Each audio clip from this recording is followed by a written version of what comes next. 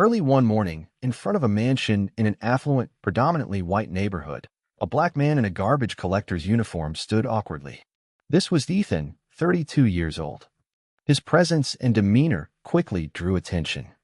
Residents whispered among themselves, "What's that black trash doing here? He's definitely up to no good. Someone should call the cops." Ethan had no idea this seemingly peaceful morning would take such an unexpected turn. From one of the mansions, a little white girl about 10 years old appeared, wearing a princess dress and sporting golden curls.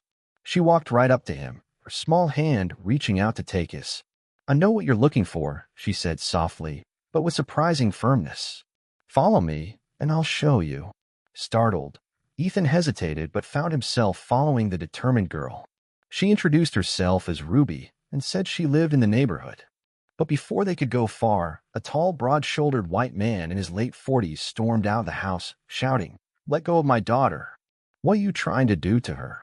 Ethan immediately released Ruby's hand, raising his own defensively. "It's not what you think," he stammered. "I was just—" Before Ethan could explain, the man David had already called the police. Panic washed over Ethan as he realized the officers stationed nearby would arrive any moment. Ruby, however, wasn't about to let things escalate. She yelled, her voice trembling but resolute, "No, don't arrest him.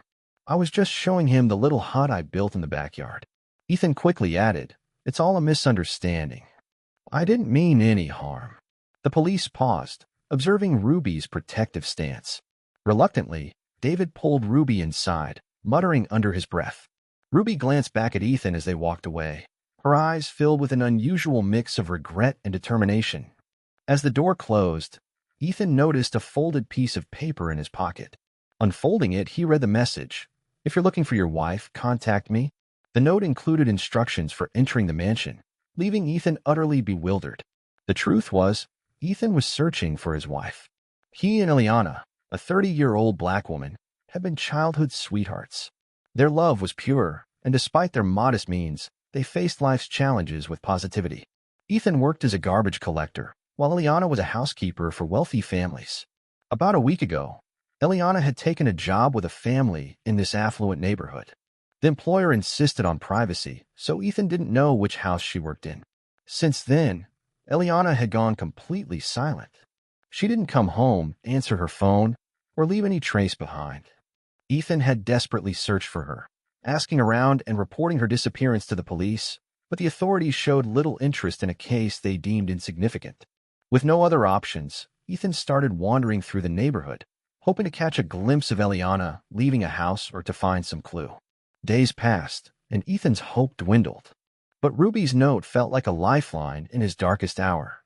That evening, clutching the paper, Ethan followed her detailed instructions step by step. He quietly made his way into David's sprawling mansion. The house was grand and eerily silent.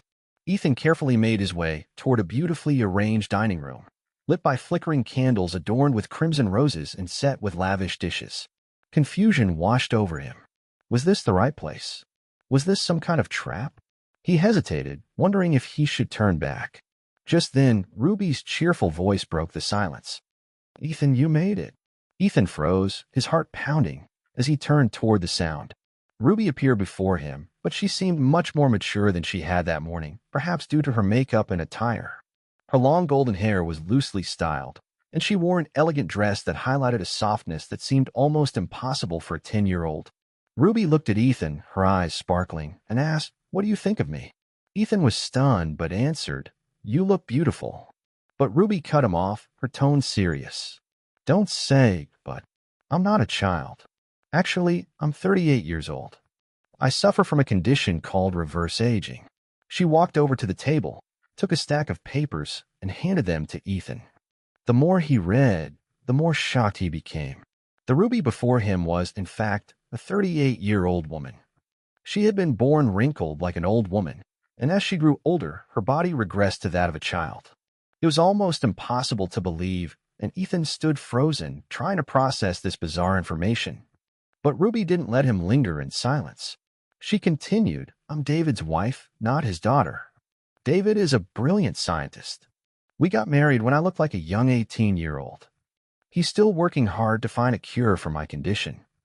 He's almost there, but I don't love him. I'm just using him to cure my illness. Once I'm better, we can run off together and enjoy this beautiful life. Ethan, I've liked you for a long time. At Ruby's last words, Ethan was stunned. What?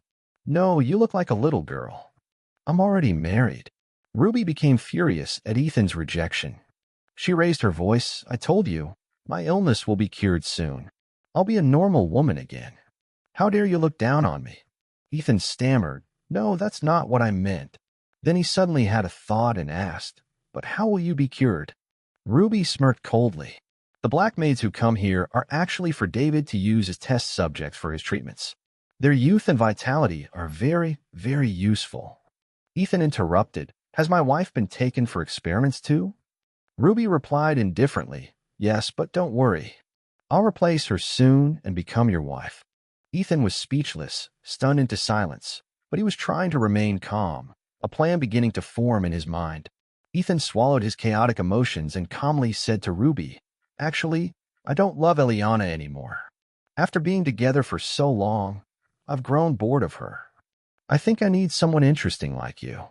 But before I leave with you, I want to see Eliana one last time. Ruby's face lit up with joy, immediately agreeing without hesitation. Perhaps, as long as Ethan agreed to be with her, she would accept anything. Ruby's emotions were quite volatile. Only moments ago, she had been angry and cold, but now she was a cheerful young woman, lost in sweet love. Ruby led Ethan to David's secret lab. David was still busy formulating medicine in a room far from there, so they walked without fear of being discovered. Ruby, still full of excitement, said, I've been thinking about romantic trips with you for a long time. We'll leave this place and walk hand in hand to a place where no one knows us. Ethan, too worried to engage, only gave brief responses. But when the door to the lab opened, he was shocked into silence. Before him was a scene of several black women, tied and unconscious on metal beds, including Eliana. Except for Eliana, the others were gaunt, pale, with wrinkled and sagging skin from the experiments. Ruby casually pointed at Eliana. That's your wife, right? If you want to say something to her, do it quickly. She'll soon lose consciousness and become as wrinkled and ugly as the others. But don't worry. Your new wife, that's me, will be much more beautiful than her. Ethan forced a strange smile. Wait a minute. Let me talk to her privately. Ruby turned her back to Ethan, sulking and flicking her hair. Make it quick. She didn't notice the anger in Ethan's eyes as Ruby let her guard down. Ethan swiftly struck her on the back of the head, knocking her unconscious. He quickly called the police. The sound of sirens filled the air as the police stormed the lab and arrested both Ruby and David on the spot. Ruby had regained consciousness by then, screaming and struggling. I didn't do anything wrong. I just want to live like a normal person. But the normal life she wanted had come at the expense of other women's lives, which was against the law. David's lab was destroyed, and the women who had been used for experiments were rescued in time and recovered quickly. The public was drawn to the trial of David and Ruby due to its strange nature. Ethan and Eliana attended the trial together. David faced a series of serious charges, while Ruby was sentenced to life in prison. However, after examination, Ruby was diagnosed with a mental illness and was sent to a psychiatric facility for the rest of her life instead of a prison. With everything resolved, Ethan and Eliana walked home hand in hand. They embraced under the warm sunset, hopeful for a better future. Love and family are the lights that guide us through all dangers.